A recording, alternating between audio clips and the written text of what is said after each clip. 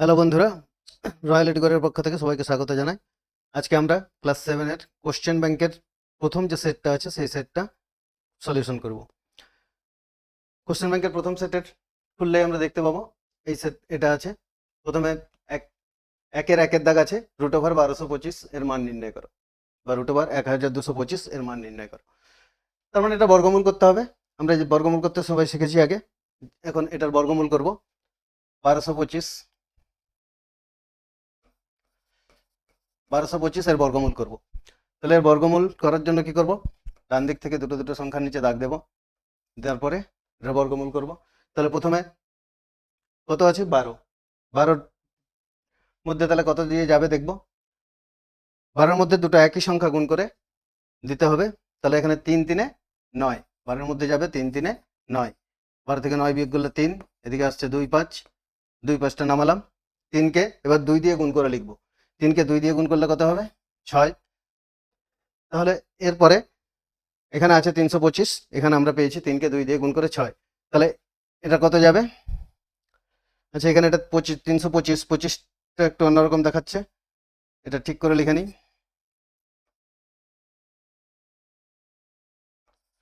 325, তাহলে এরপরে 6-এর পরে যদি শেষে আমরা দেখতে পাচ্ছি 5 আছে, তাহলে 5 থাকলে আমরা জানি বর্গমূল মিলে 5 দিয়ে। তাহলে এখানে 6-এর পাশে 5 বসাবো, দিলে কত হবে 65। তাহলে 5 5 25-এর 5, হাতে 2, 5 6 30 আর 2 32। তাহলে বর্গমূল মিলে গেল। তাহলে এখানেও 5 বসাবো, এখানে 5 বসিয়েছি, এখানেও 5 বসাবো, তাহলে কত হলো 35। তাহলে √1225 এর মান কত, উত্তর হয়ে যাবে অপশন এ 35। ঠিক আছে, বোঝা গেল। চলো দুয়ের দাগটা দেখি। দুয়ের দাগ বলছে সমকোণী সমদ্বিবাহু ত্রিভুজের কোণগুলির অনুপাত হলো। সমকোণী সমদ্বিবাহু ত্রিভুজ, আমরা জানি কি সমকোণী ত্রিভুজ মানে, সমকোণী ত্রিভুজের একটা কোণ 90 ডিগ্রি অবশ্যই হবে। সমকোণী ত্রিভুজ মানে যে ত্রিভুজের একটা কোণ সমকোণ, মানে একটা কোণ 90 ডিগ্রি। আবার কি বলছে সমদ্বিবাহু ত্রিভুজ, মানে এর বাকি দুটো বাহু সমান, এর বাকি দুটো বাহু সমান। তাহলে বাকি দুটো বাহু যদি সমান হয় কোণগুলোও সমান হবে। তাহলে সমকোণী সমদ্বিবাহু ত্রিভুজ,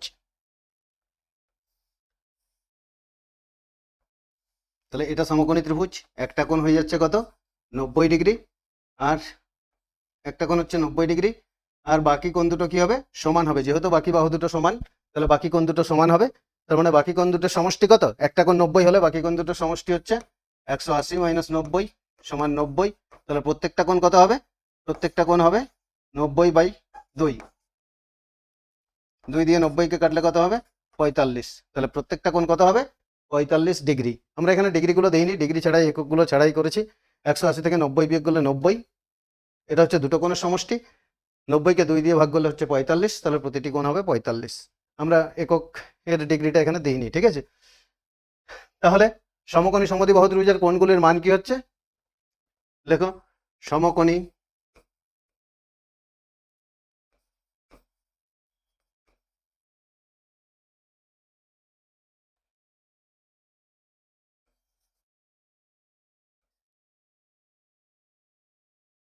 সমকোণী সমদ্বিবাহু ত্রিভুজের কোণগুলির মান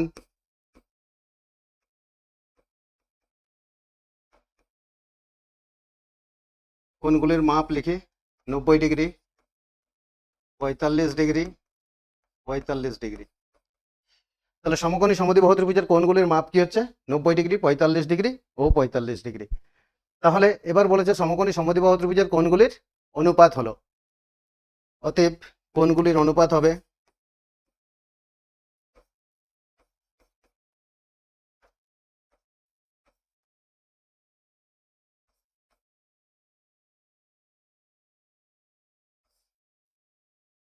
কোণগুলির অনুপাত হবে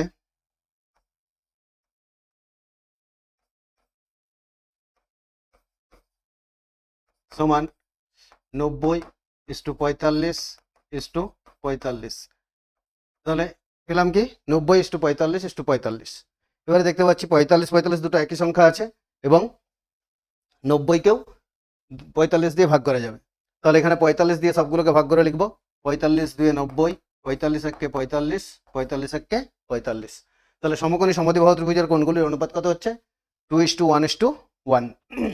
দেখি অপশন বি। তাহলে দুইয়েরটা উত্তর হবে অপশন বি, 2:1:1। বোঝা গেছে? বোঝাতে পারলাম তো সবাইকে? এবার তিনেরটা শুরু করব।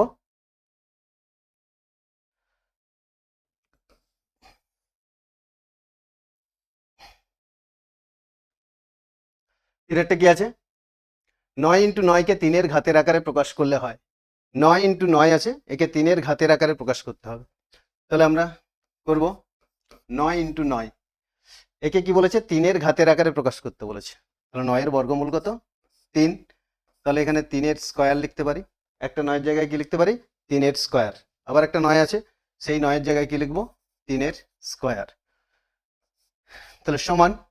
এবার সূচকের নিয়ম অনুসারে দুটো 3-এর মাথাতে স্কয়ার আছে, তাহলে এখানে কি হবে?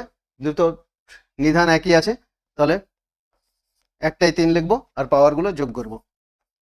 3⁻2 + 2। নিধান যেহেতু দুটোতে একই আছে, তাহলে পাওয়ারগুলো যোগ করব। পাওয়ারগুলো যোগ করলে এর পাওয়ার 2, এর পাওয়ার 2, তাহলে 3⁻2 + 2 সমান কি হবে? 3⁴। দেখো অপশন কি আছে? সিতে। অপশন সি 3⁴ আছে, তাহলে 3 নম্বরের উত্তর হবে অপশন সি, 3⁴।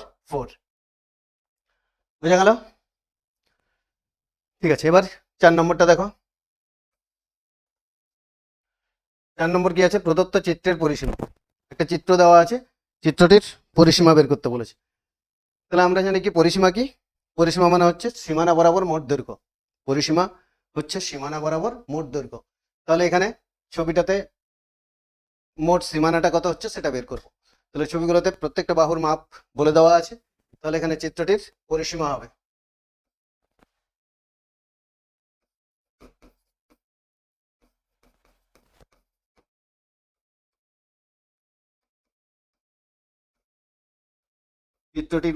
হবে সমান, একদিক থেকে সব বাহুগুলো যোগ করে যাব। প্রথমটা আছে কত? 6, তারপরে 8, তারপরে 5, তারপরে 5, তারপরে 8। কটা বাহু আছে? 1 2 3 4 5টা বাহু আছে। এখানে 1 2 3 4 5টা লিখেছি। 6 8 5 5 8 যেমন আছে ছবিটাতে। প্রত্যেকটা বাহুর মাপ বলে দেওয়া আছে, প্রত্যেকটা বাহু যোগ চিহ্ন দিয়ে লিখলাম। এবার এগুলো যোগ করব। এখানে ব্র্যাকেট শেষ করব, ব্র্যাকেটের বাইরে এককটা দেওয়া আছে সেমি, তাহলে সেমি লিখবো। এবার এগুলো যোগ করলে কত হবে? 6 8 14 5 19 5 24 8 32। তাহলে পরিসীমাটা কত হবে? 32 সেমি। তাহলে উত্তর কি হবে? 4 নম্বরটার উত্তর হবে অপশন বি, 32 সেমি। বুঝতে পেরেছো সবাই? দেখো এবার পরেরটা করব।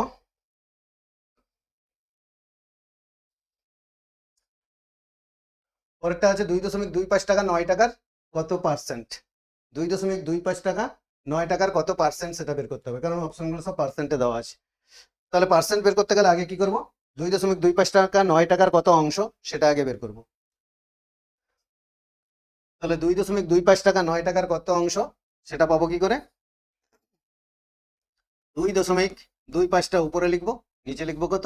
9। ঠিক আছে, তাহলে এখানে লিখতে পারি 2.25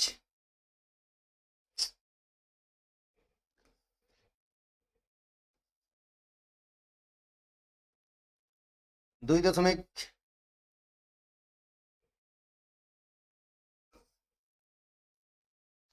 আগে লিখে নিই।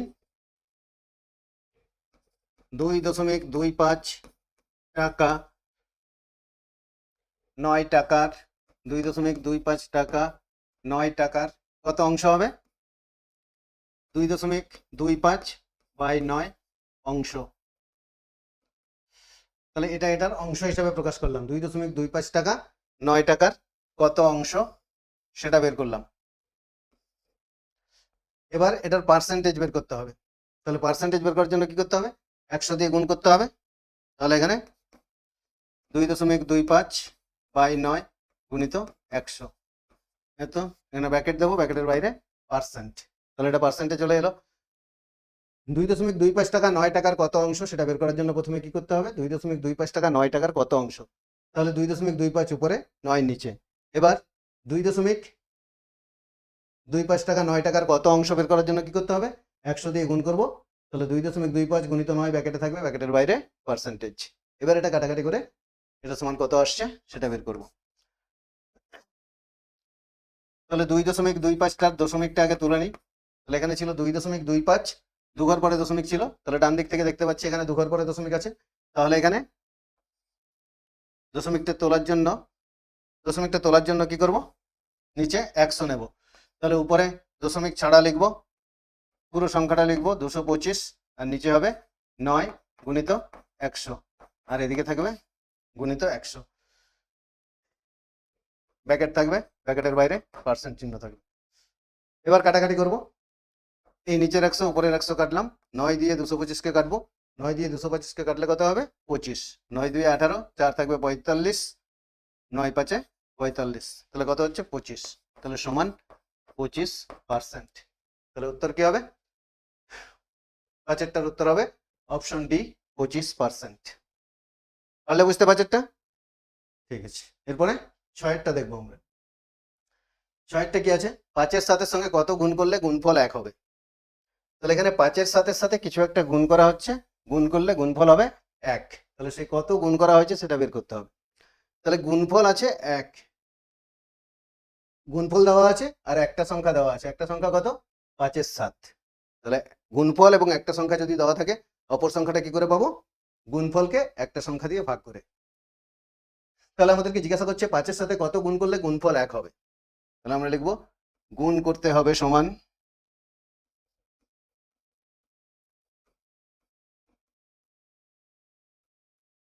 গুণ করতে হবে সমান 1 ভাজিত 5/7 দিয়ে। এখানে গুণফল ছিল 1, একটা সংখ্যা হচ্ছে 5-এর 7। প্রশ্ন হচ্ছে 5-এর 7কে কত দিয়ে গুণ করলে গুণফল 1 হবে। তাহলে আমরা গুণফলকে একটা সংখ্যা দিয়ে ভাগ করব। এখানে গুণফল হচ্ছে 1 এবং একটা সংখ্যা আছে 5-এর 7, তাহলে 1 ভাজিত 5-এর 7 সমান কি হবে? 1 ভাগটা গুণ করব, এটা উল্টে যাবে, এদিকের ভগ্নাংশটা উল্টে যাবে, 1 গুণিত 7/5 এত দিয়ে সমান 7/5 দিয়ে সমান কি হবে? এটাকে পূর্ণ সংখ্যায় আনবো, পূর্ণ সংখ্যায় আনলে 7/5 আছে, এটাকে পূর্ণ সংখ্যায় আনলে হবে 1/2/5, 1/2/5। কি করে পাচ্ছি? 5 দিয়ে 7কে ভাগ করছি, 5 দিয়ে 7কে ভাগ করলে 5 × 5, ভাগশেষ থাকছে 2।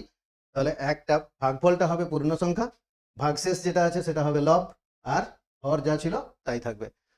ঠিক আছে, তাহলে কত দিয়ে গুণ করতে হবে? 1/2/5 দিয়ে। তাহলে 6টার অপশন কি হচ্ছে? 1/2/5। দেখো 6 অপশন এ, 6টার উত্তর হবে অপশন এ, 1/2/5। এবার 7এরটা দেখবো। 7-এ কি আছে? 7^0 এর মান, 7^0 এর মান আমরা সূচকের সূত্র অনুসারে কি জানি? a^0 সমান 1। সূচকের সূত্র অনুসারে আমরা জানি a^0 সমান 1। তাহলে এখানে 7^0 আছে, তাহলে 7^0 এর মান হবে 1। অপশন কোনটা? সি। তাহলে 7এরটার উত্তর হবে অপশন সি। তাহলে 1-এর দাগে 7টাই ছিল, 7টা সমাধান করে ফেললাম। এবার শুরু করবো 2-এর দাগ। 2-এর দাগে প্রথম অঙ্ক কি আছে? 1 ডজন ডিমের দাম 72 টাকা হলে 32টি ডিমের দাম কত? 1 ডজন ডিমের দাম 72 টাকা, 32টি ডিমের দাম কত? তাহলে এখানে কি লিখবো? 1 ডজন সমান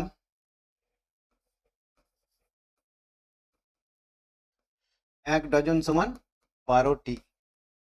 এবার কি বলা আছে? 1 ডজন ডিমের দাম 72 টাকা। তাহলে এটা আমরা ঐকিক নিয়মে করব। 1 ডজন ডিমের দাম বলে দেওয়া আছে, 32টি ডিমের দাম চাইছে, তাহলে 1 ডজন মানে 12টি। তাহলে আমরা এটা কিভাবে সলভ করব? ছক করে নিতে পারি। ডিমের সংখ্যা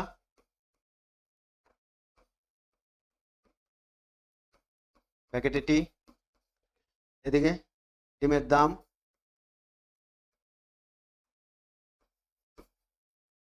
প্যাকেটে টাকা। তাহলে ডিমের সংখ্যা 1 ডজন সমান কত? 12টি। তাহলে এগুলো নিচে নিচে দাগ দিয়ে দেবো। 12টি ডিমের দাম কত? 72 টাকা। কটা ডিমের দাম বের করতে হবে? 32টি ডিমের দাম কত? বের করতে হবে। ঠিক আছে,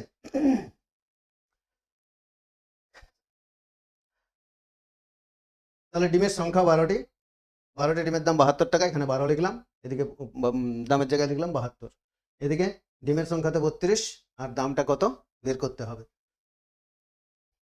তাহলে এবারে ঐকিক নিয়মে লাইনটা লিখবো, লিখে বের করে ফেলবো। তাহলে কি লিখবো লাইনটা, 12টি ডিমের দাম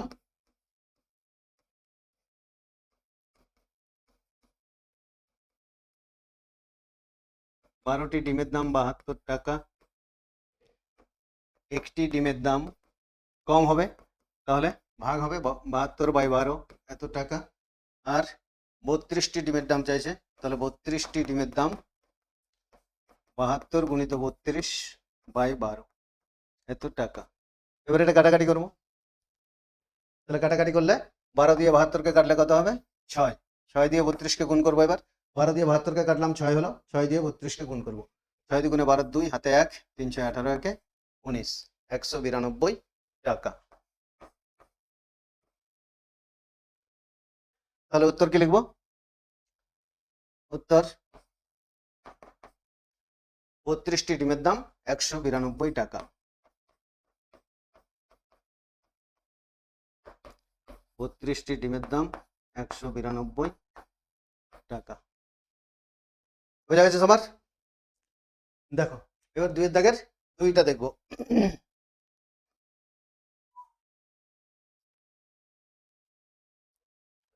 এর থেকে 2 কি বলছে, দুটি বইয়ের দামের অনুপাত 2:5। প্রথম বইয়ের দাম 322 টাকা হলে দ্বিতীয় বইয়ের দাম কত? তাহলে দুটি বইয়ের দামের অনুপাত আছে 2:5। তাহলে প্রথম বই কি লিখবো, প্রথম বই ইস্টু দ্বিতীয় বই সমান 2:5 বা 2:5। তাহলে এটা থেকে আমরা কি লিখতে পারি, বা প্রথম বই বাই দ্বিতীয় বই সমান 2/5।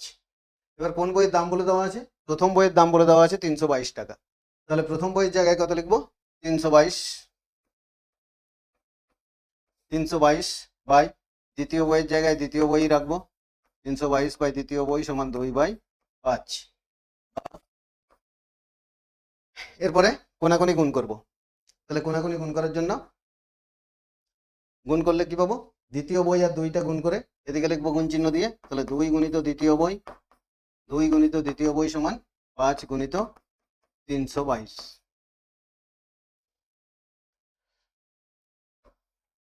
বা দ্বিতীয় বই সমান এবার কি পাবো, বা দ্বিতীয় বই সমান, দ্বিতীয় বইয়ের সঙ্গে 2টা কিসে ছিল গুণে ছিল, দ্বিতীয় বইয়ের সঙ্গে 2টা,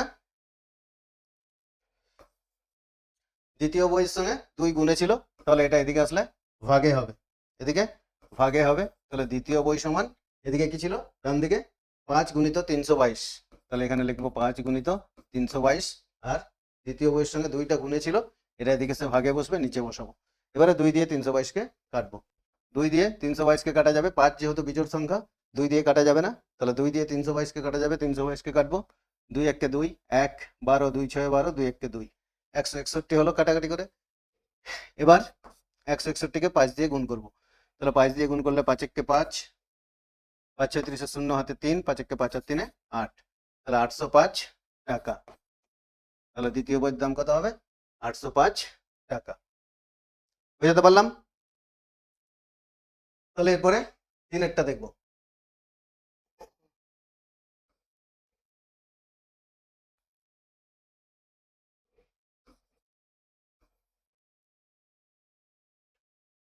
তিনেরটা কি আছে, সরল, সরল করতে বলছে। কি আছে লিখে নিই অঙ্কটা, 0.07 গুণিত 0.2 গুণিত 1/2, 2 এর 3টা করছি, সরল করতে বলছে 0.7 গুণিত 0.2 গুণিত 1/2। তাহলে এটা আমরা দশমিকগুলো আগে তুলে নিতে পারি, তাহলে দশমিক তুললে এটা হবে 7/100, যেহেতু এখানে দশমিকের পরে দুটো ঘর আছে, 2 ঘর পরে দশমিক আছে, তাহলে এখানে 7/100 করবো, এটাকে ভগ্নাংশে আনলে এটা হবে 2/10, কারণ এখানে 1 ঘর পরে দশমিক আছে, আর গুণিত 1/2 আছে। এবারে এই 2 আর 2 কাটলাম, আর কিছু কাটাকাটি যাচ্ছে না, তাহলে উপরে পড়ে আছে কত, উপরে 7 আছে, এখানে 1 আছে, এখানে 1 আছে, তাহলে গুণ করলে 7 1 7 আর নিচে কত হবে? নিচে 100 আর 10 গুণ করলে 1000। এখানে দুটো শূন্য আছে, এখানে একটা শূন্য, তাহলে মোট হবে 3টে শূন্য। এবার 7/1000 আসলো, তাহলে 7/1000কে এবার দশমিকে নিয়ে চলে আসবো। দশমিকে আনলে কি হবে? দশমিকে আনলে 0.207। দশমিকের পরে এখানে নিচে যেহেতু 3টে শূন্য আছে, তাহলে 3 ঘর পরে দশমিক বসাতে হবে। সেজন্য কিন্তু এখানে উপরে একটাই সংখ্যা আছে 7, তাহলে দুটো সংখ্যা বসাবো, তারপরে দশমিক বসাবো। তাহলে কত আসছে? 7/1000 সমান 0.207। তাহলে 3-এর এই সরলটা করলাম। এবার অথবা দিয়ে আবার একটা সরল আছে, তাহলে 3-এর দাগেরই অথবা দিয়ে যে সরলটা আছে সেটাও করে ফেলে। কি আছে? +5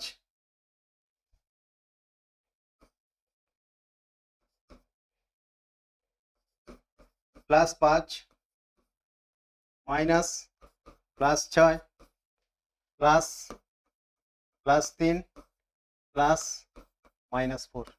সরলটা এটা দেওয়া আছে, +5 মাইনাস +6 প্লাস +3 প্লাস -4। এটা আছে সরলটা। তাহলে সরলটা সমাধান করার জন্য কি করব? আগে সব ব্র্যাকেটগুলো তুলে দেবো। ব্র্যাকেটগুলো তুলে দিয়ে এক ব্র্যাকেটের মধ্যে চিহ্ন তুলে দেবো। তাহলে প্রথমটা +5 আছে, তাহলে এটা হবে 5, পরেরটা প্লাসে মাইনাসে -6, প্লাসে প্লাসে +3, প্লাসে মাইনাসে -4। বুঝাতে পারলাম? এখানে প্রথমে +5 আছে, তার আগে কিছু নেই মানে প্লাস আছে, তাহলে এটা প্লাসে প্লাসে +5। এখানে মাইনাস আছে, পরে ব্র্যাকেটের ভিতরে প্লাস আছে, তাহলে এটা প্লাসে মাইনাসে মাইনাস। পরেরটা 3-এর আগেও ব্র্যাকেটের বাইরে প্লাস আছে, 3-এর সঙ্গে প্লাস আছে, তাহলে প্লাসে প্লাসে প্লাস +3 হলো। আর এখানে -4 আছে, ব্র্যাকেটের বাইরে আছে প্লাস, তাহলে প্লাসে মাইনাসে -4। এবার কি করব? প্লাসগুলোকে পাশাপাশি আনবো, মাইনাসগুলোকে পাশাপাশি আনবো। তাহলে +5 আছে, প্লাস +3 -6 -4। এরপরে প্লাস দুটোকে যোগ করি, 5 আর 3 8, আর মাইনাস দুটোকে যোগ করি, 6 4 10। তাহলে +8 -10। এরপরে দেখতে পাচ্ছি কি দুটোতে আলাদা চিহ্ন আছে। বীজগণিতে আমরা জানি কি দুটো সংখ্যাতে যদি আলাদা চিহ্ন থাকে তাহলে বিয়োগ করতে হবে, আর বড়টার সাথে যা চিহ্ন থাকবে সেই চিহ্ন বসবে। তাহলে এখানে দুটোতে আলাদা চিহ্ন আছে বলে বিয়োগ করব। 10 থেকে 8 বিয়োগ করলে কত হবে? 2। আর বড় সংখ্যাটা কত? 10। 10-এর আগে কি চিহ্ন আছে? মাইনাস। তাহলে 2-এর সঙ্গে কি চিহ্ন হবে? মাইনাস। তাহলে এটা উত্তর কত হয়ে যাবে?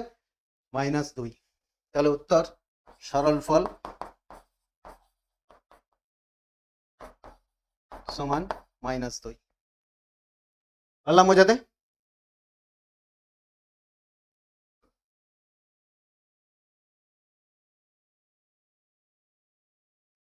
পরের অপশনটা পরেরটা দেখো। পরের 4-এর দাগ আছে, আবার একটা সরল আছে। সরল করো 9/10 ভাজিত 3-এর 8 গুণিত 2-এর 5। তাহলে আবার একটা সরল আছে, সরলটা সমাধান করে বলবো। এটা ভগ্নাংশের সরল। তাহলে সরলটা লিখি 9/10 ভাজিত 3/8 গুণিত 2/5। তাহলে 9/10 ভাজিত কি করব? দেখতে পাচ্ছি এখানে ব্র্যাকেট আছে, ফার্স্ট ব্র্যাকেট আছে। তাহলে বদমাস নিয়ম অনুসারে আগে ব্র্যাকেটের কাজ করব। ব্র্যাকেটের মধ্যে কি আছে? দুটো গুণ, ব্র্যাকেটের মধ্যে গুণ আছে, তাহলে গুণটা করব। গুণটা আমরা এখানেই করতে পারি। দেখবো কি দিয়ে কাটাকাটি যাচ্ছে। কাটাকাটি কিভাবে করতে পারি? পাশাপাশি বাদ দিয়ে। উপরের সাথে উপরেরটা কাটতে পারবো না, নিচের সাথে নিচেরটা কাটতে পারবো না। আমরা পাশাপাশি বাদ দিয়ে কাটাকাটি করতে পারবো। তাহলে এটা কাটি, 2 দিয়ে কাটলে 2 1 2, 2 দিয়ে 4 8কে কাটলে 2 4 8। আর দেখতে পাচ্ছি কিছু কাটাকাটি যাবে না। এখানে 3 আর 5 যাচ্ছে না, আর এখানে তো 1 হয়ে গেছে, 1 আর 4 আর যাবে না, আর পাশাপাশি তো কাটাকাটি করতে পারবো না, যাবেও না। ঠিক আছে, তাহলে এখানে কত পাচ্ছি? 3 আর 1 গুণ করলে 3, আর নিচে 4 5 20। তাহলে এখানে পেলাম কি? প্রথমে আছে 9-এর 10 ভাজিত 3-এর 20। তাহলে মাঝখানে ভাগ থাকলে কি করব? এবার একটা ভগ্নাংশের ভাগ করব। ভগ্নাংশের ভাগ আছে, ভগ্নাংশের ভাগের যা নিয়ম সেই নিয়মে ভগ্নাংশের ভাগটা করব। তাহলে প্রথমে 9-এর 10 আছে, 9-এর 10 লিখবো, ভাগটা গুণ করব। আর এদিকে আছে 3/20, এটা উল্টে যাবে। তাহলে 20 উপরে, 3 নিচে। 3 দিয়ে 9কে কাটবো, 3 3 9, 10 দিয়ে 20কে কাটবো 2 সমান। তাহলে এখানে এটা উপরে কত আছে? 3 আর 2, তাহলে 3 আর 2 গুণ করবো 6, আর নিচে 1 আছে দুটোর ক্ষেত্রেই, তাহলে 1 1 কে 1 হবে। 1 নিচের একটা আর লেখার দরকার নেই। তাহলে কত হলো? 6। তাহলে উত্তর সরল ফল 6। উত্তর সরল ফল সমান 6। তাহলে 2-এর দাগে 4টাই ছিল, 2-এর দাগের 4 পর্যন্ত হয়ে গেল, মানে 2-এর দাগ কমপ্লিট হলো।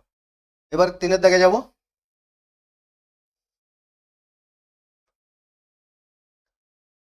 তিনের দাগ কি আছে, মান নির্ণয় করো। তিনের একে আছে মান নির্ণয় করো 5⁴ ইন্টু 8 স্কোয়ার। তাহলে অঙ্কটা লিখে ফেলি। তিনের এক আছে √5⁴ ইন্টু 8 স্কোয়ার, 5⁴ ইন্টু 8 স্কোয়ার। তাহলে এখানে দেখতে পাচ্ছি কি 8 স্কোয়ার আছে, আর 5-এর পাওয়ার কত আছে, 4 আছে। তাহলে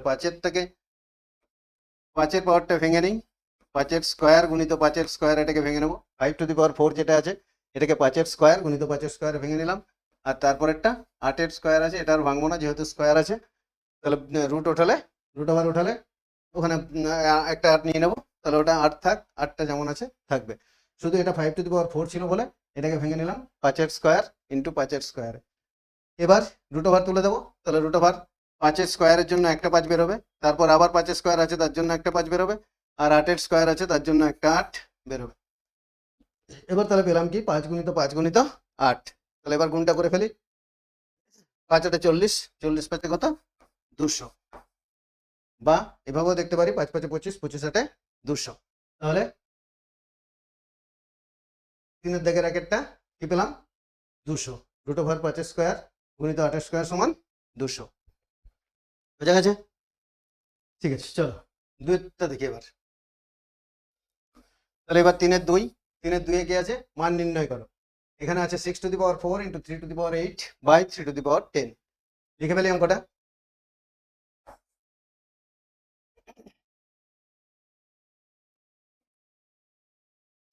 (6⁴ ইন্টু 3⁸ বাই 3⁻10) সমান কি করব, 6⁴ আছে, বাকি এদিকে এগুলো দেখি, এখানেও 3 আছে, এখানেও 3 আছে।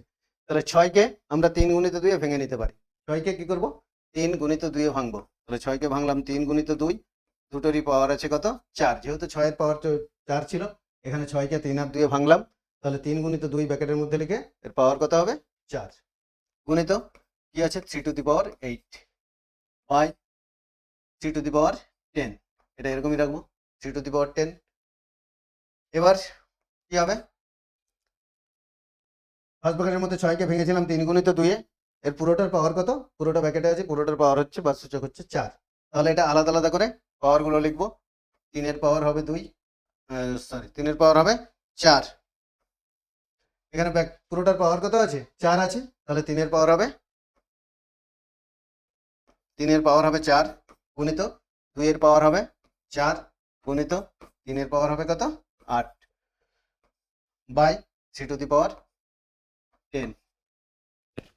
বললাম বোঝাতে, যেহেতু 3 গুণিত 2 এর পুরোটার পাওয়ার ছিল 4, তাহলে এটা ভেঙে 3-এর পাওয়ার 4 করলাম, 2-এর পাওয়ার 4 করলাম, আর বাকিটা 3⁸ যেমন আছে লিখেছি, নিচেও 3⁸ যেমন আছে লিখেছি। তাহলে এবার কি করব, এবার 2 একটাই আছে, কি আছে 2⁴, এটাকে আলাদা করে লিখে নেব, গুণ চিহ্ন দিয়ে 3 লিখব। 3-এর পাওয়ার কি হবে, 3-এর পাওয়ার এখানে 3⁴ আছে, 3⁸ আছে। তাহলে গুণে যে দুটো আছে সেই পাওয়ার দুটো কি হবে, যোগ হবে। গুণে যেগুলো আছে সেই পাওয়ার দুটো কি করব, যোগ করব। তাহলে 3-এর পাওয়ার এখানে 4 আছে, 4 যোগ করলাম। এরপরে এখানে 3-এর পাওয়ার আছে কত, 8। তাহলে 4 যোগ 8, আর নিচে কি আছে 3⁻10, নিচে 3⁻10 আছে, এখানে 3-এর পাওয়ার আছে 10। তাহলে এটা ভাগে আছে, এগুলো উপরে ছিল, এটা নিচে আছে, মানে এটা ভাগে আছে। তাহলে ভাগে থাকলে পাওয়ারটা কি হবে, বিয়োগ হবে। তাহলে এখানে এর থেকে 10 বিয়োগ হবে। তাহলে সমান কি পাচ্ছি, 2⁴ ইন্টু 3-এর পাওয়ার এখানে কত হচ্ছে, 4 আর 8 যোগ করলে 12, 12 থেকে 10 বিয়োগ করলে 2। তাহলে 3-এর পাওয়ার হবে 2, 2⁴ ইন্টু 3-এর স্কোয়ার। এবারে এগুলো গুণ করব, 2⁴ সমান কত, 16, আর 3-এর স্কোয়ার সমান কত, 9। 16 আর 9 গুণ করলে 16 9 144। পারলাম বোঝাতে? ঠিক আছে, চলো 3-এর দাগ দেখি।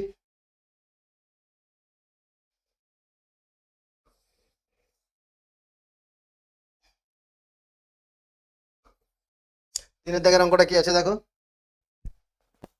3000-এর নিকটতম পূর্ণবর্গ সংখ্যা লেখো যা 3000 চেয়ে বড়। 3000 থেকে বড় পূর্ণবর্গ সংখ্যা, 3000-এর নিকটতম পূর্ণবর্গ সংখ্যা লিখতে হবে, এবং যেটা হবে কি 3000 থেকে বড়। তাহলে 3000 থেকে এখানে ছোটটা দেখার দরকার নেই আমাদের, যেহেতু বলেছে 3000-এর নিকটতম পূর্ণ সংখ্যা লেখো যা 3000-এর চেয়ে বড়। তাহলে সেটা বের করার জন্য কি করব, 3000-এর বর্গমূল করব, ভাগ পদ্ধতিতে 3000-এর বর্গমূল করতে হবে। তাহলে বর্গমূল করার জন্য দুটো দুটো সংখ্যা করে দাগ দেবো, এদিক থেকে দুটোতে দাগ দিলাম, এদিক থেকে দুটোতে দাগ দিলাম। তাহলে পেয়েছি কত, প্রথমে 30, 30-এর মধ্যে কত যাবে, 30-এর মধ্যে যাবে 5 5 25, 6 6 36, তাহলে 6 6 36 বেশি হয়ে যাচ্ছে, তাহলে 30-এর মধ্যে আমরা কত দেবো, 5 5 25, তাহলে 5 দিলে 5 5 25, 30 থেকে 25 বিয়োগ করলে 5, এদিকে আসবে কত, 500। এবার 5কে 10 দিয়ে গুণ করলে, 5কে 2 দিয়ে গুণ করলে কত হবে, আমরা জানি এখানে যেটা বার দিচ্ছি তাকে 2 দিয়ে গুণ করবো, তাহলে একে 2 দিয়ে গুণ করলে এখানে হবে 5 দুগুণে 10।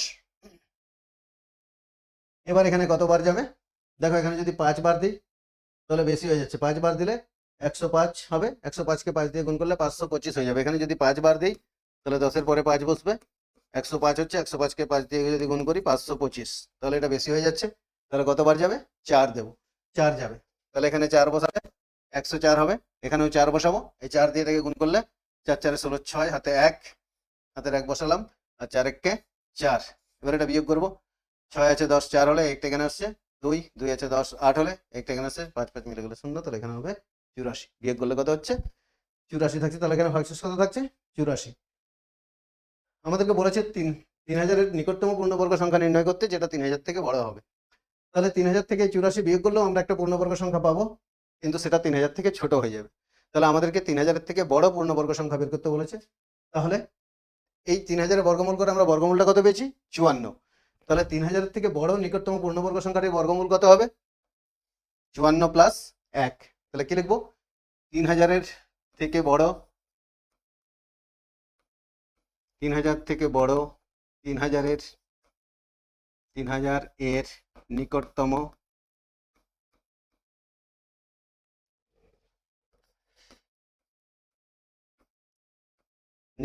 পূর্ণবর্গ সংখ্যার বর্গমূল হবে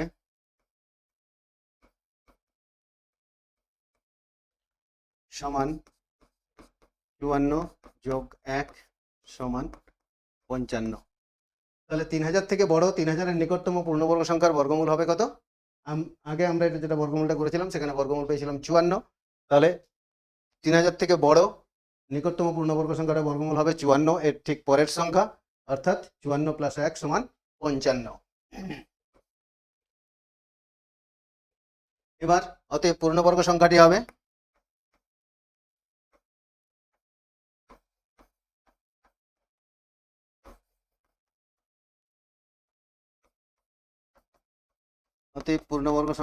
সমান 55 স্কোয়ার সমান, তাহলে 55 স্কোয়ার মানে কি, 55কে 55 দিয়ে গুণ করতে হবে, গুণ করে লিখতে হবে, তাহলে 55 গুণিত 55, গুণ করি 5 5 25-এর 5, এখানে লেখার সময় 5গুলো একটু জড়িয়ে যাচ্ছে অনেক সময়, দেখ, তাহলে 55 গুণিত 55 গুণ করবো 5 5 25-এর 5, হাতে 2, 5 5 25-এর 2 27, 5 5 25-এর 5, হাতে 2, 5 5 25-এর 2 27, তাহলে যোগ করলে কত হবে, 5 7 5 12 2, হাতে 1, 7 2 9 1 10-এর 0, হাতে 1 2 1 3, তাহলে 55 আর 55 গুণ করলে কত হচ্ছে 3025। তাহলে এখানে পূর্ণবর্গ সংখ্যাটি হবে কত, 55 স্কোয়ার সমান 3025। তাহলে পেয়ে গেলাম 3000 নিকটতম পূর্ণবর্গ সংখ্যা যা 3000-এর চেয়ে বড়। অতএব উত্তর কি লিখবো, 3000 থেকে বড়, 3000 থেকে বড়, 3000 এর নিকটতম পূর্ণবর্গ সংখ্যা হবে, নিকটতম পূর্ণবর্গ সংখ্যা হবে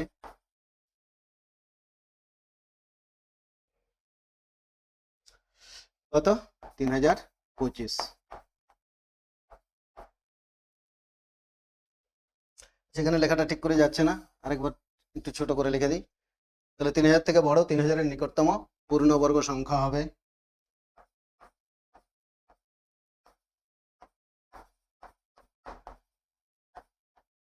পূর্ণবর্গ সংখ্যা হবে 3025।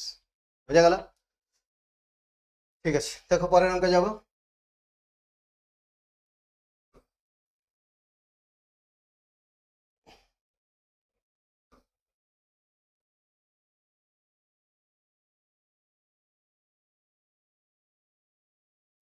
পরের অঙ্ক আছে স্কেলের সাহায্যে পিকিউ সরলরেখাংশ অঙ্কন করো যার দৈর্ঘ্য 9 সেমি। পেন্সিল ও কম্পাসের সাহায্যে পিকিউ রেখাংশকে সমদ্বিখণ্ডিত করো এবং প্রতিটি অংশের দৈর্ঘ্য মেপে লেখো।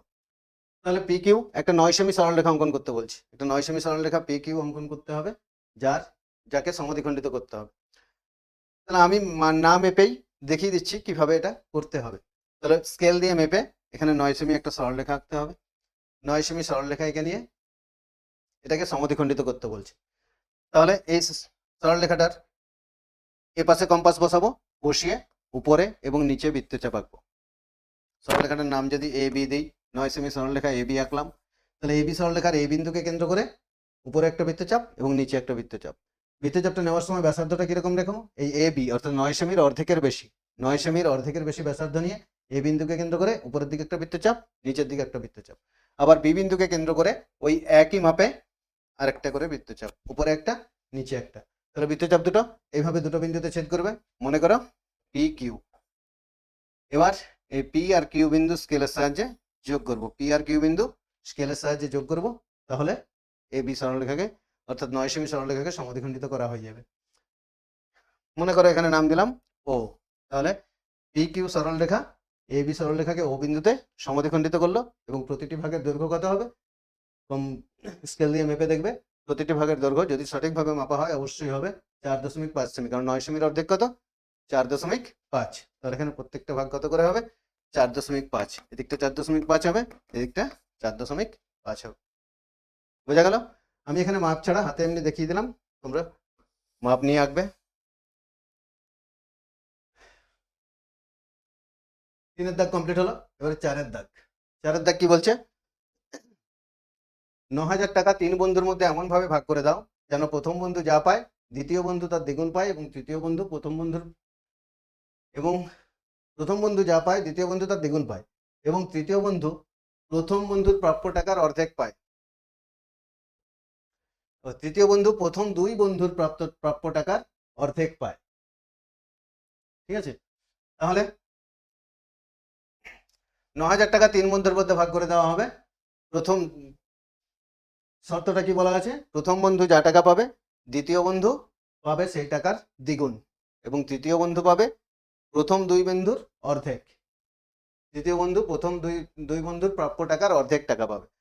তাহলে আমরা এখানে ধরে নিই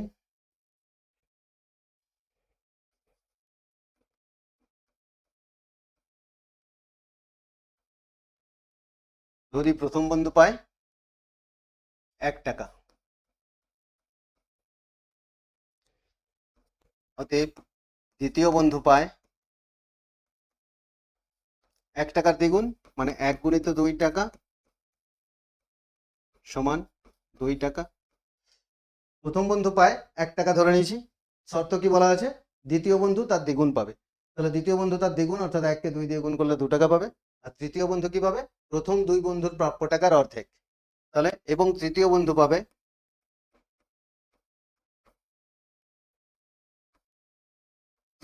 পায় প্রথম দুই বন্ধু কত পাচ্ছে, একজন পাচ্ছে 1 টাকা, একজন পাচ্ছে 2 টাকা, তার অর্ধেক। তাহলে 1+2/2। তৃতীয় বন্ধুর প্রাপ্য টাকাটা হচ্ছে প্রথম দুই বন্ধুর প্রাপ্য টাকার অর্ধেক। তাহলে প্রথম বন্ধু পায় 1 টাকা, দ্বিতীয় বন্ধু পায় 2 টাকা, তাহলে 1+2, তাকে 2 দিয়ে ভাগ করব। তাহলে এত টাকা সমান 2 একে যোগ করলে 3/2 টাকা। তাহলে তৃতীয় বন্ধু কত পাচ্ছে, 3/2 টাকা। এবার এটা কি করব, এদের এই টাকার অনুপাত বের করব, 3 বন্ধুর প্রাপ্ত টাকার অনুপাতটা কত হচ্ছে সেটা বের করব। তাহলে প্রথম বন্ধু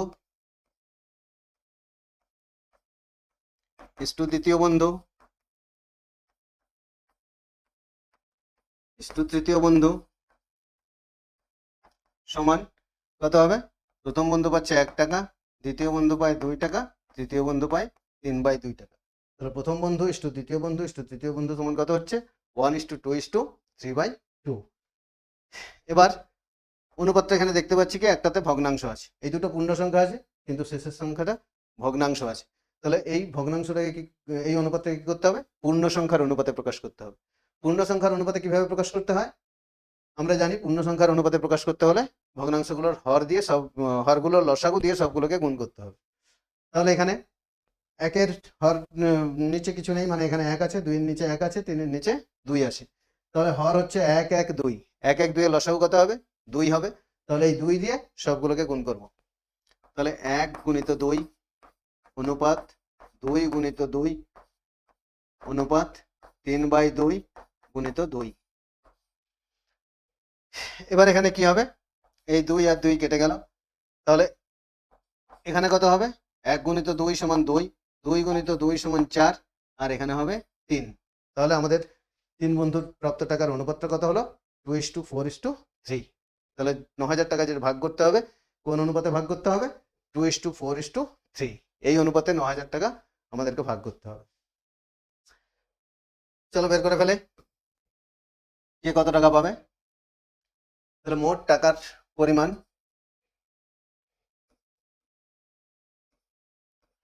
মোট 9,000 টাকার মধ্যে, মোট 9,000 টাকার মধ্যে, এটা উপরে লিখে নেব, দিয়ে কমা দিয়ে দিতে পারি।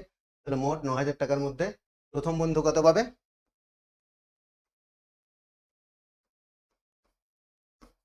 প্রথম বন্ধু পাবে সমান 9,000 গুণিত, প্রথম বন্ধুর আনুপাতিক ভাগার কত হবে? প্রথম বন্ধুর আনুপাতিক ভাগার আমরা অনুপাতটা কি পেয়েছিলাম? 2:3:4। আমরা অনুপাতটা পেয়েছিলাম 2:3:4। তাহলে প্রথম বন্ধুর আনুপাতিক ভাগার কি হবে? 2/3 যোগ 2 যোগ 3 যোগ 4। তাহলে 2 অনুপাতের সংখ্যাগুলো সব যোগ করতে হবে। তাহলে 2 আর 3 5 আর 4 9, তাহলে 2/9। এবারে 9 দিয়ে এটাকে কাটবো, 9 দিয়ে 9,000কে কাটলে এখানে কত হবে? 1,000। এখানে ব্র্যাকেট দিয়ে টাকা লিখবো, সমান 1,000 আর 2 গুণ করলে কত হবে? 2,000 টাকা। তাহলে প্রথম বন্ধু পাবে 2,000 টাকা। এরপরে দ্বিতীয় বন্ধু কত পাবে? তাহলে প্রথম বন্ধুরটা বের করলাম, এরপরে দ্বিতীয় বন্ধুরটা বের করব। দ্বিতীয় বন্ধুর আনুপাতিক ভাগার কি হবে? 3/9। ঠিক আছে, তাহলে 9,000 টাকার মধ্যে দ্বিতীয় বন্ধু কত পাবে? 9,000 গুণিত দ্বিতীয় বন্ধুর আনুপাতিক ভাগার হবে, উপরে হবে 3, যেহেতু অনুপাতটা ছিল 2:3:4। তাহলে প্রথম বন্ধুর হচ্ছে 2, দ্বিতীয় বন্ধুর 3, তৃতীয় বন্ধুর 4। তাহলে দ্বিতীয় বন্ধুর উপরে হবে 3, আর নিচে কত লিখবো? 3 2 5 আর 4 9। আগে যেটা হয়েছিল নিচে, এখানেও তাই আসবে। তাহলে লব হচ্ছে 3, হর হচ্ছে 9। তাহলে 9,000 গুণিত 3/9 টাকা সমান 9 দিয়ে 9,000কে কাটলে 1,000, 1,000 আর 3 গুণ করলে 3,000। তাহলে এটা হলো 3,000 টাকা। এরপরে তৃতীয় বন্ধুরটা বের করবো, দুজনেরটা বের করেছি। কে কত টাকা পায় হিসাব করতে বলেছে, আমরা তিনজনেরটাই বের করতে হবে। তাহলে প্রথম বন্ধু দ্বিতীয় বন্ধু বের করেছি, এরপরে বের করবো তৃতীয় বন্ধু। তাহলে তৃতীয় বন্ধু পায়, তৃতীয় বন্ধু পাবে কত টাকা? 9,000 গুণিত তৃতীয় বন্ধুর আনুপাতিক ভাগার কত হবে? 4/9। 4/9 এত টাকা সমান 9 দিয়ে টাকা কাটলে 1,000, 1,000 এর 4 গুণ করলে 4,000 টাকা। তাহলে কে কত টাকা পাবে? উত্তর লিখে বলবো। উত্তর লিখবো, উত্তর প্রথম বন্ধু পাবে 2,000 টাকা, দ্বিতীয় বন্ধু পাবে 3,000 টাকা, এবং তৃতীয় বন্ধু পাবে 4,000 টাকা। দেখো এটা আমাদের অঙ্ক ঠিক হয়েছে কিনা আমরা বুঝতে পারবো কি করে? এই তিনটে যোগ করলে 9,000 পাচ্ছি কিনা দেখবো। তাহলে 4,000 যোগ 3,000 7,000, 7,000 আর 2,000 9,000। তাহলে মোট টাকা, এই তিনজনের প্রাপ্ত টাকা এবং মোট টাকার পরিমাণ সমান। তাহলে এর থেকে আমরা বুঝতে পারবো অঙ্কটা ঠিক হয়েছে। পারলাম বোঝাতে? বুঝতে পেরেছো সবাই? চলো পরের অঙ্কটা দেখি।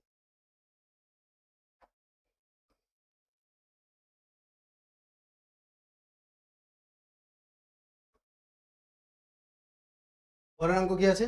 একটি বাড়ি 20 জন লোক 30 দিনে সম্পূর্ণ করে। 6 দিন পর তাদের মধ্যে 8 জন লোক অসুস্থ হয়ে পড়লো। হিসাব করে দেখি কত দিনে তারা বাড়িটি সম্পূর্ণ করবে। তাহলে 20 জন লোক 30 দিনে সম্পূর্ণ করে একটা বাড়ি। 20 জন লোক কত দিনে করে? 30 দিনে। 6 দিন পর তাদের মধ্যে 8 জন লোক অসুস্থ হয়ে পড়লো। তাহলে কদিন কাজ হয়ে গেছে? 6 দিন কাজ হয়েছে। 6 দিন কাজ হওয়ার পরে 8 জন লোক অসুস্থ হয়েছে। তাহলে অসুস্থ হয়ে পড়েছে মানে সেই 8 জন লোক আর কাজ করতে পারবে না। তাহলে লোক আগে কাজ করছিল কতজন? 20 জন। এখানে 6 জন, 8 জন অসুস্থ হয়ে পড়েছে। তাহলে 8 জন আর কাজ করতে পারবে না। তাহলে কাজের লোকের সংখ্যাটা কমে গেল। কত হবে? 20 বিয়োগ 8 সমান 12। তাহলে আমাদেরকে দেখতে হবে প্রথমে কি এই 12 জন লোক বাকি কাজটা কতদিনে শেষ করে। 12 জন লোক বাকি কাজটা কতদিনে শেষ করে। তো এটা আমরা কিভাবে বের করবো? ঐকিক নিয়মে করবো। ঐকিক নিয়মে করার জন্য কি করতে হয়? প্রথমে একটা ছক করতে হবে। ছকে কি লিখবো? লোক সংখ্যার সময়। এখানে লোক সংখ্যার সময় বের করতে হবে কিটা, কত দিনে তারা বাড়িটি সম্পন্ন করবে। তার মানে সময় বের করতে হবে। তাহলে সময়টা রাখবো ডান দিকে, বাঁ দিকে কি লিখবো? লোক সংখ্যা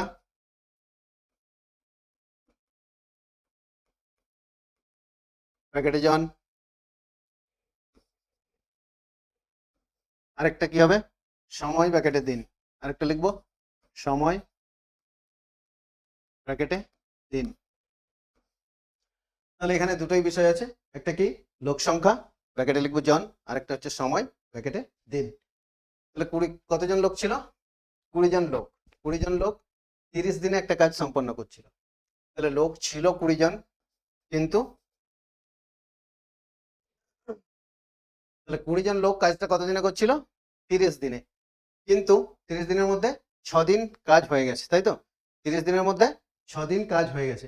তাহলে লোক সংখ্যা হচ্ছে 20। 20 জন লোক কাজটা কতদিনে করছে? বাকি যে কাজটা ছিল সেই কাজটা কতদিনে করবে?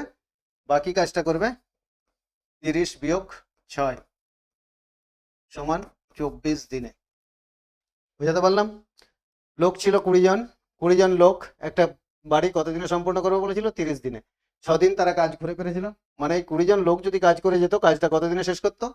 30 - 6 দিন সমান 24 দিনে। পেরেছি বোঝাতে? লোকটা যদি 20 জনেই থাকতো তাহলে বাকি যে কাজটা ছিল সেটা শেষ হয়ে যেত 24 দিনে। কিন্তু 6 দিন পর 8 জন লোক অসুস্থ হয়ে গেছে। তাহলে 20 জন লোক ছিল না, কাজ করছিল কতজন? 20 জনের মধ্যে 8 জন অসুস্থ হয়ে গেল। তাহলে কাজ করছিল 20 - 8 সমান 12 জন। 12 জন লোক কাজ করছিল। এই 12 জন লোক বাকি যে কাজটা সেটা কতদিনে শেষ করবে? তাহলে 20 জন বাকি কাজটা শেষ করতে কতদিনে? 24 দিনে। আর এখন 20 থেকে 8 জন বিয়োগ করার পর পেয়েছি 12 জন, যেহেতু 8 জন অসুস্থ হয়ে গেছে।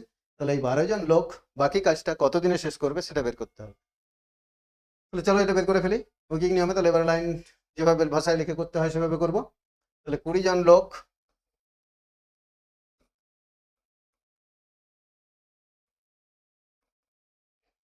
বাকি কাজটি করে,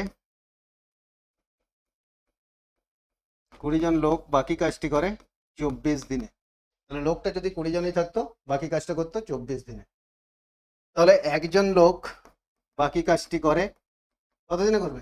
একজন লোকের বাকি কাজটা করতে সময় আরো বেশি লাগবে। একজন লোকের বাকি কাজ করতে সময় বেশি লাগবে। তাহলে এটা কি করব? বেশি লাগলে গুণ করতে হয়। তাহলে গুণ করলে 24 গুণিত 20 এত দিনে। পেরেছি বোঝাতে? 20 জন লোক বাকি কাজটা করে 24 দিনে। একজন লোকের কাজটা করতে সময়টা আরো বেশি লাগবে। তাহলে বেশি হলে কি করতে হবে? গুণ করতে হবে। তাই এখানে ছিল 24 আর এখানে ছিল 20, 24 গুণিত 20 লিখলাম। এবার কতজন লোকের বাকি কাজটা করবে? 12 জন লোক। তাহলে 12 জন লোক বাকি কাজটা কতদিনে করবে? 12 জন লোক বাকি কাজটি করে 24 গুণিত 20/12 দিনে। এবার 12 দিয়ে দেখতে পাচ্ছি 24কে কাটা যাবে। তাহলে 12 দিয়ে 24কে কাটলে 2, আর 20 আর 2 গুণ করলে 20 দুগুণে 40, 40 দিনে। তাহলে এই 12 জন লোক বাকি কাজটা করছে কতদিনে? 40 দিনে। কিন্তু এখানে আমাদেরকে জিজ্ঞাসা করেছে কি তারা কতদিনে বাড়িটি সম্পূর্ণ করবে। হিসাব করে দেখি কতদিনে তারা বাড়িটি সম্পূর্ণ করবে। তাহলে বাকি কাজটা সম্পূর্ণ হতে সময় লাগছে 40 দিন, আর আগে তারা 6 দিন কাজ করেছিল। তাহলে বাড়িটা তৈরি করতে মোট সময় কত লাগছে সেটা বের করে ফেলবো। কি করে? বাকি কাজটা করতে সময় লাগছে 40 দিন, আগে কাজ করেছিল 6 দিন। তাহলে পুরো বাড়িটা তৈরি হতে সময় লাগবে 40 যোগ 6 দিন সমান 46 দিন। অতএব তারা বাড়িটি সম্পূর্ণ করবে। অতএব তারা বাড়িটি সম্পূর্ণ করবে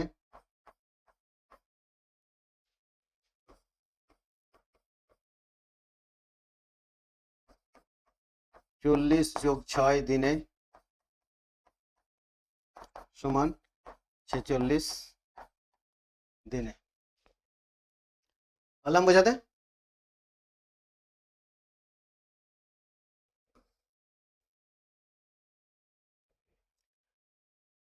আজকে তাহলে এই পর্যন্ত। প্রথম যে কোশ্চেন সেটটা ছিল সেটা এই পর্যন্তই ছিল। প্রথম সেটটা শেষ করলাম। আজকে পরের দিন দ্বিতীয় সেটটা সমাধান করব।